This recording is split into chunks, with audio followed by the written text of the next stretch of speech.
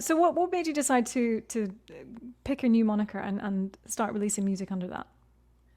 I had planned to do that before COVID, and I had this name in my mind, and my producer and I were talking about it, and it was going to be Siren with a Y.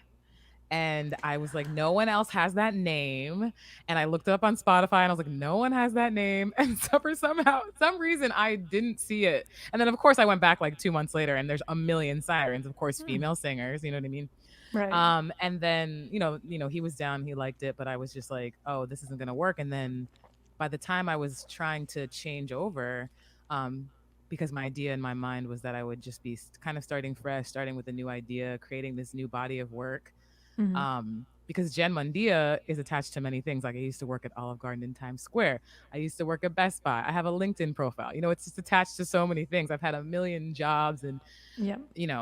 done a lot of things, and I'm proud of those things. But I think in terms of my artistry, it was kind of time to like Hmm. go full in into, it's funny because it's like almost me going fully into myself, but calling myself something different. Hmm. And so I kind of thought about it for a while. I meditated on it, and that name came to me. So this Esabalu is the village where my grandmother lives, my Oh. dad's mom. And so I called my mom because we're very close. And I was like, can I use that name? What do you think? And I was jazzed about it. And then she's like, you got to ask your dad because that's his mom. You know what I mean? And I was like, ah, because my dad and I don't even talk like that. And so I like called him a few days later and I was like, what do you think? And we talked for like a couple of hours and he told me, and I took all these notes. He was telling me, I like learned more about my family history in Kenya than I had ever learned. Oh And wow. so it was kind of like a connection point for him and I when we don't really like, we talk about the weather, you know what I mean?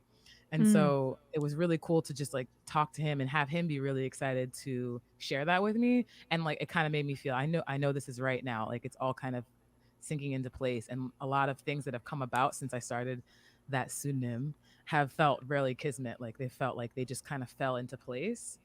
Um, and it just has been indicative of like the first moment that I started the name.